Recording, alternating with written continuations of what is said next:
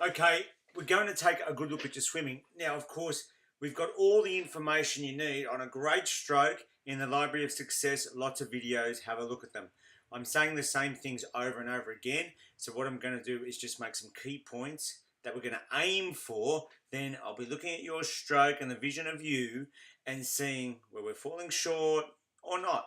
The first thing we're looking for is an early catch. So the hand goes into the water here and we're catching straight away. Catching the water. So you've got to pop that elbow a little bit, activate your back and pull it through, right?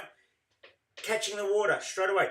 Your hand, your fingertips need to point down to the ground as soon as possible. Not arrow through and all the way out there and let them fall down and then turn it. From the top, about 10 centimeters under, grab that water and pull it back. Now, when I was young, we used to do like a snaking thing from in front of your shoulder over to the other hip and back around like a big S. No, now we go straight. In, catch, straight to the hip, all the way down to the thigh and pull it out. So when it comes out, your thumb is scraping right down near your knee and you push that out straight. Don't turn the hand, don't turn the hand, don't slice it. Don't make an easy way out.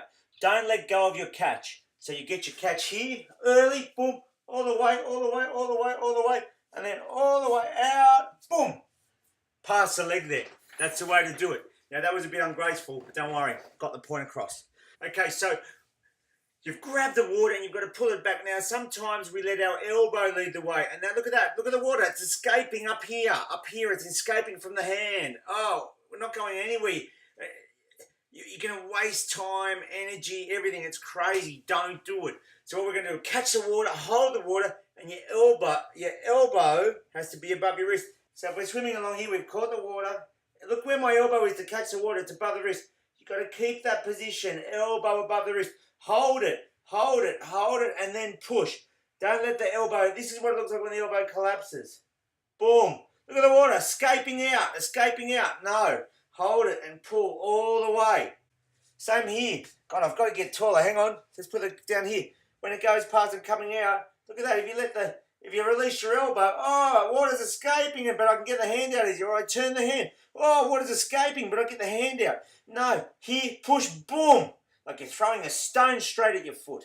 Boom, push that water. You've got to feel it go past your toes. Try and breathe both sides. It keeps you balanced in the water. You breathe when the opposite hand goes into the water. So when the wrist breaks, it gets to the wrist, you're catching the water there. That's when you take your breath, boom, and pull it through.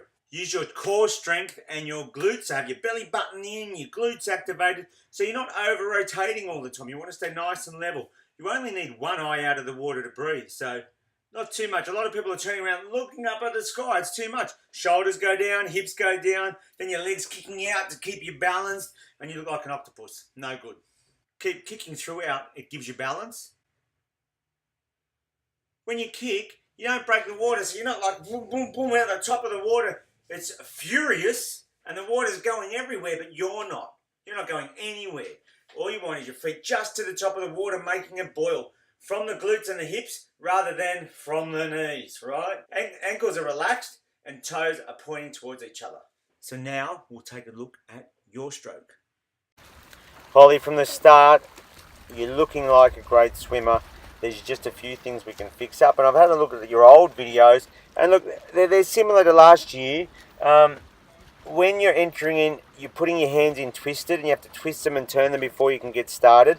Sometimes you're looking a bit too far forward, and when you're breathing, it's two eyes out of the water, and so you're rotating that little bit too far.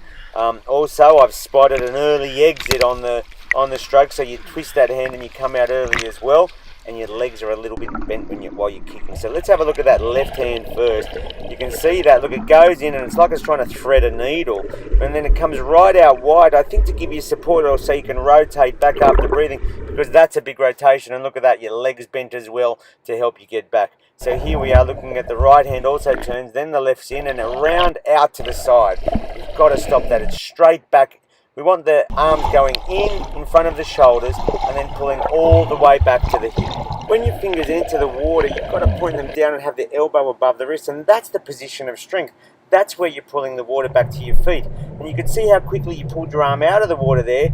It's a short amount of time that you're actually in that position. So you're pulling the water back in, some fashion or other, with the rest of your stroke, but it's in that position that you've got to get to that position as quickly as you can and hold it for as long as you can. So that means early at the start, you've got to have those fingers pointing down, and then you pull all the way through, and long at the back. You don't twist them out and get them out early. And the secret to getting that good fingers down catch with the elbows above is having the elbows above the wrist, because then you can point down and grab the water right from the very start. Take a look at what happens when you drop your elbow. Your palm points up. It's almost like pushing you against the water. So we've got to get that elbow a little bit higher. And if you cock that elbow, you'll be able to engage your back muscles to pull that water down like you're climbing up a rope. Okay, here's our chart of some excellent swimmers and their maximum rotation. So you see 33, 34 degrees. You're rotating around much more than that. You can look at that now. It's almost 60, right around there. You've got to suck that belly in. You've got to squeeze those cheeks together and maybe reduce your kick a little bit and don't bend the knees so much. But I think that's more of a factor of you turning around. You're getting 2 eyes out to breathe. You only need 1, okay? And you're rotating too far on each side to breathe, and I think it's affecting your stroke. Another thing, if you go back and watch all the video here, I'm not sure if you're breathing out constantly throughout your stroke. I think you're just trying to get all your air out in a burst before you breathe. And I wonder if you're turning your head all that way so that you can finish breathing out and then breathe in. Let's get all our air out underwater. Okay, so the main points are, you've got to lift your elbows a bit. You've got to get your fingers pointed down as soon as you can in the stroke and get that really strong catch position and propelling you forward.